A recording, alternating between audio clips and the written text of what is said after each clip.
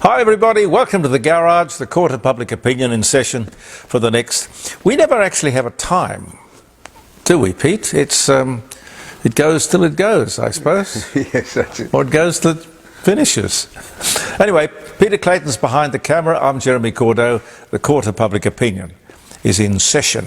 Hope you've had a good week so far. It's been really hot here in Adelaide, but nevertheless a lovely summer. Beautiful weather, really. And speaking of the weather, oh, lordy, lordy, lordy, it creates havoc everywhere it turns up. I'm talking about the bird flu, avian flu. It's now been discovered to be in Antarctica. Pristine, beautiful Antarctica. Now, Australia and New Zealand are the only countries left in the world as yet not affected. And when you think about the wildlife, and it's not just bird flu because it can transmit to other animals, when you think of the wildlife which would be highly vulnerable in Antarctica, think of all the penguins and the seals, heaven knows what else. Extraordinary. And I don't think there's anything anybody can do about it because it spreads and people aren't even sure how it spreads. Again, it's one of those blessed things that in Australia we have a moat around us and it's a bit difficult to get here in most cases. So we should honour and respect our isolation, frankly.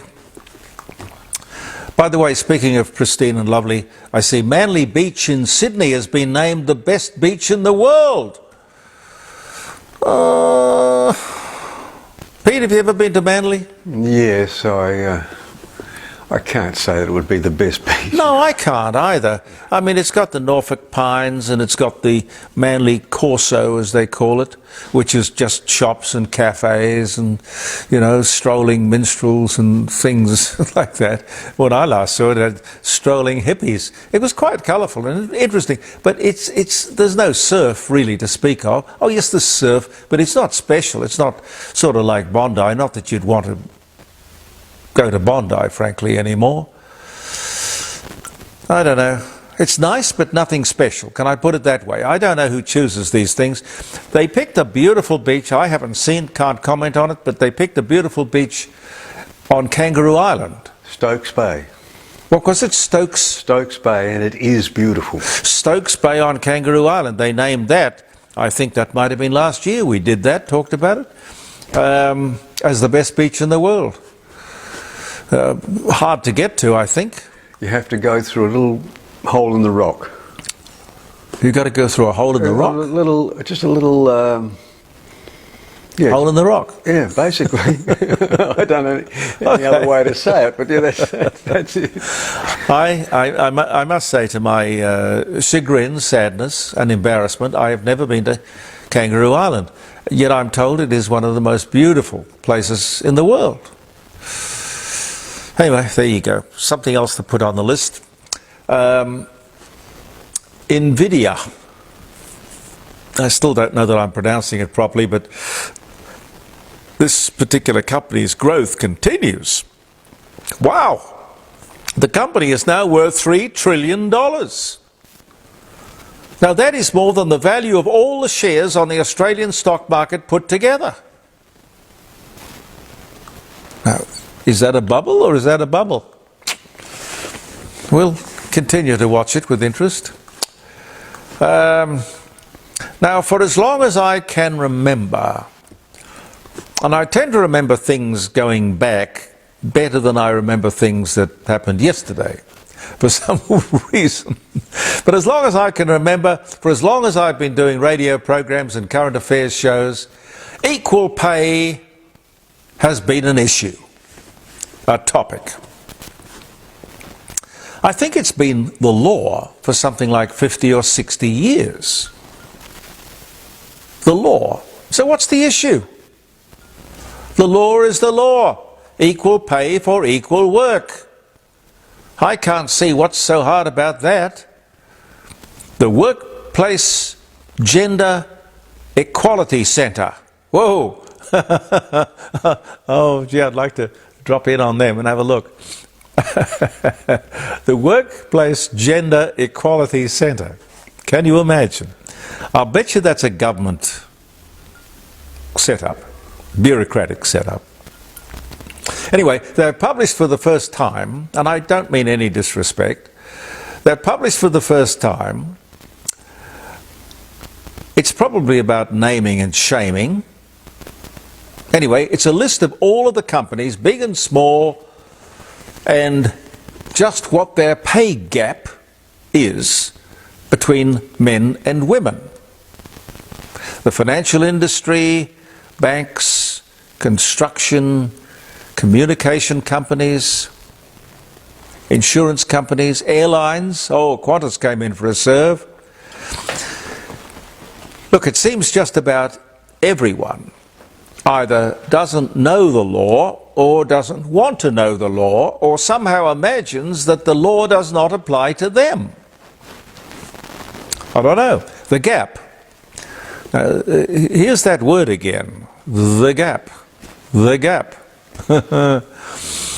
Now, the gap varies from 15% to over 50%. That is to say that women are disadvantaged to these extents.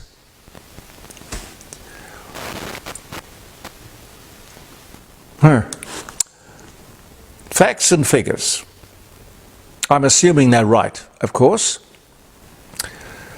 They're here for everyone to see. The reaction is going to be really interesting. See how people respond to being outed in this manner.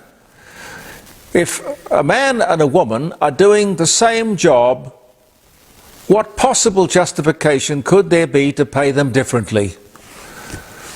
I'm also assuming that we don't have a situation here where women have some benefit, advantage, consideration, flexibility that men don't have. In other words, I'm assuming that women have not traded off some money for some other benefit. And that, of course, would be by agreement. Now, if you look at a few situations, take the AFL, for example. It's not your usual workplace, but the AFL footballers are paid a lot more than the AFLW footballers, the women. Now, that must be by agreement. I mean, these people aren't drafted. They agree, and I'm sure they have managers who sign a contract, etc., etc.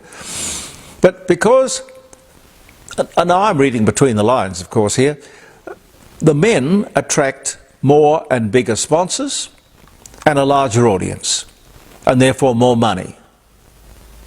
Anyway, look, it's up to each of us to agree to whatever terms and conditions are offered.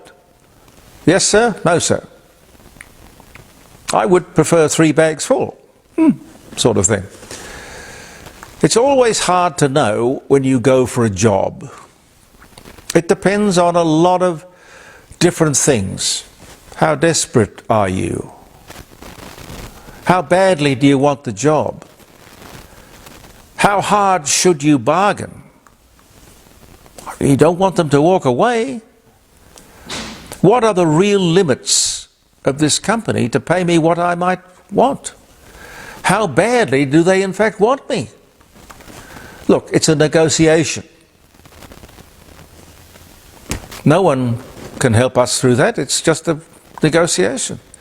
You do the best deal you can. I always worked on the basis that if I could get my foot in the door, and even when I owned companies, I treated people the same way on the other side of the table.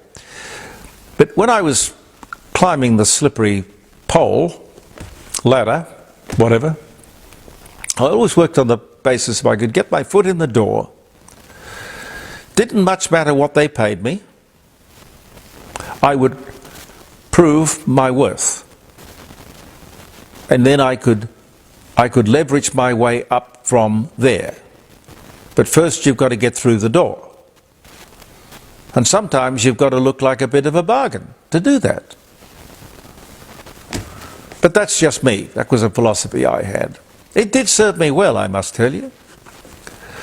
I see that Sweden, which has been neutral for hundreds and hundreds of years, how do I put it, neutral, a non-aligned country, non-aligned with, you know, the First World War, the Second World War, any war, non-aligned, has now become a member of NATO. And like Finland, Sweden probably wouldn't have considered it except for Russia's invasion of Ukraine. So Putin created with his behavior the very thing that he was afraid of, the expansion of NATO. It has to be the very definition of an own goal, I would think. Meanwhile, the Trump juggernaut rumbles on. He seems to be pretty fearless. His comments about Prince Harry, I heard the other night, he said of Prince Harry, he betrayed the Queen. He betrayed his mother. He would have no protection under me. Well, for all the criticism of Trump, I reckon that would probably resonate with people. I guess it's about reading the room, which is what politicians have to be so good at. You've got to read the room. Well, by that I mean, you know, make a judgment about what the community is thinking. The room might be easy because it's right there in front of you, but you've got to do the same thing about the broader community. And if you can read that, you've got a huge advantage. Watching the story on 7 News about Dan Murphy's profits, everyone's talking about profits at the moment. Coles. Now there's an interesting story, came out yesterday. Their half-year profit was $500 million. Their full year would then be over $1 billion. On one hand, of course, when you talk about these companies making huge amounts of money, well, they employ hundreds of thousands of people, and that's good. They have, I don't know how many millions of shareholders, and that's good. The money just doesn't go flowing into the executive structure of the company. It's divided up against ordinary working Australians who happen to be shareholders, either themselves or through superannuation of these big companies. That money is distributed. And those same people would be screaming blue murder if at the end of the financial year the companies in which they were invested were not making a profit to be divided among the shareholders. There is nothing wrong with making a profit. But just going back to Dan Murphy's, which is owned by Woolworths, I think. Anyway, the story was people aren't buying the expensive premium brands anymore. Well, so what? Look, when things get tight, that's probably not the best word to use when you're talking about a liquor store. But you know what I mean. When things get tight, we change. You know, we buy a home brand or a cheaper alternative. That's okay. That's what smart people do. We adjust. And the retailers have to adjust as well. Is it a good thing that everyone goes to university? We were talking about it the other day. And this story rattles on. It could be sandstone. It's what they call, when they talk about sandstone universities, these are the great places of learning. probably going back to colonial times when they used to build all these universities out of sandstone. They look impressive. They are impressive, let's face it. Well, it could be sandstone for all of us. But it could be that universities are also, these days, a hotbed of discontent and rebellion, not learning and wisdom, sending more and more people into the maelstrom of discontent could be just plain stupid. When you think how much tradies, people who go to trade school, and craftspeople can earn, you've got to think about that. You've got to weigh it up, but most importantly, follow your heart. But the idea of this new plan of the federal government, in other words, I sort of see it as taxpayers funding the dismantling of society. We should tell them to pull their heads in. We'll have an opportunity to do that. Well, some people will this coming Saturday with the by-election, but generally speaking, we'll have an opportunity come the first couple of months of next year, I think, with the election, the federal election. But the whole point of this university review and the changes that they're talking about is to improve Australia's economy and productivity. Yet at the same time, this government wanted the divisive voice, a racist, expensive duplication of what we already have. Then there is the $1 trillion that they want to spend on a climate problem that we don't even have. There are so many contradictions with these people. Yes to nuclear submarines, but no to nuclear power. They care about the climate, but we remain the only country in the G20 with a ban on nuclear power. And they think of themselves and call themselves progressive. You've got to be kidding. They behave like flat earthers. They want us to be the clever country. Terrific. Yet their $10 billion higher education fund, this is the one that underpins this revolution in higher learning, this $10 billion higher education fund will be a tax on the university money that would otherwise go to research. Pretty stupid. Anthony Albanese's frequent reference to having come from public housing, yet he can't wait to get to billionaire Anthony Pratt's next big extravagant soiree, and not worried about being photographed there. Not a lot of this makes any sense. Did they ever think anything through? Jason Clare, the Minister for Education, plays, like Anthony, on his poor upbringing. Well, I grew up dirt poor, but I didn't come out of it a ratbag, and I didn't come out of it a socialist. For God's sake, these people should listen to the chancellors of the majority of universities. In fact, not the majority, all of the chancellors and vice-chancellors of the great learning institutions of this country. They describe this new government's policy on higher education as a tax on learning and the advancement of education. My God, are you going to believe the politicians or the learned professors of our sandstone universities? Do I have any more time, Pete?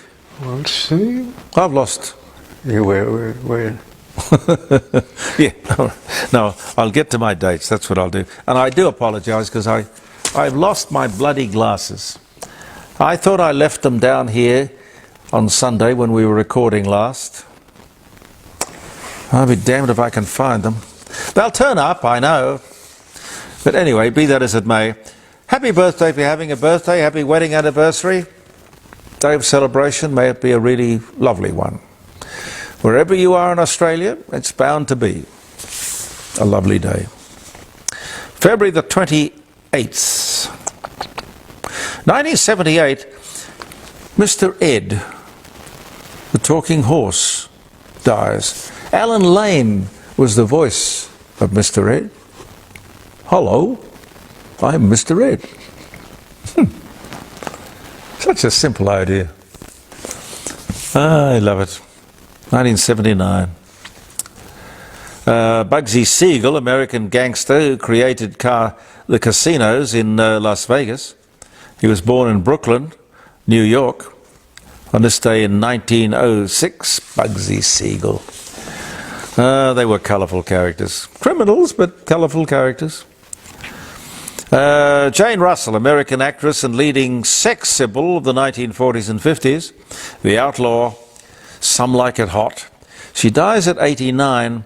I think it was The Outlaw that she was doing. It was a movie that was being made by her lover at the time, Howard Hughes.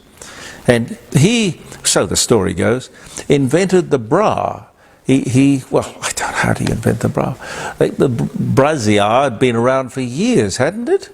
Anyway, the story goes that he tied two handkerchiefs together to put her ample screen presence under some sort of control. And so the story goes that the bra was born. I don't know. You can ring me on Friday and tell me whether that story is right or not. John Wesley, he creates the Methodist Church on this day in 1784. Vincent Minnelli, the director, an American in Paris. Gigi dies in 1956, but he was born on this day in 1903. Liza's dad, Liza Minnelli. Andre Previn, German-American conductor, the London Symphony, the Pittsburgh Symphony, film scores galore, composer of My Fair Lady, and the jazz pianist. He dies at the age of 89 on this day in 2019. Alan Alda. Alan Alda. Is it Alda or Alder? Alda, I think. Anyway, where am I?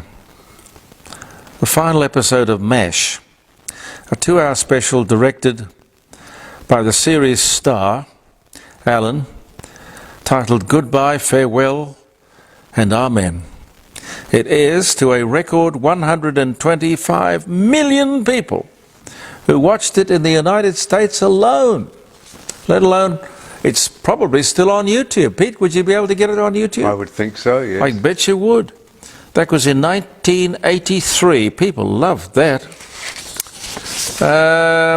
If I've got a bit of time here, JFK names Henry Kissinger special advisor on this day in 1961. Tony Curtis got married to his 4th wife, 1993. Her name was Lisa. Anyway, there you go.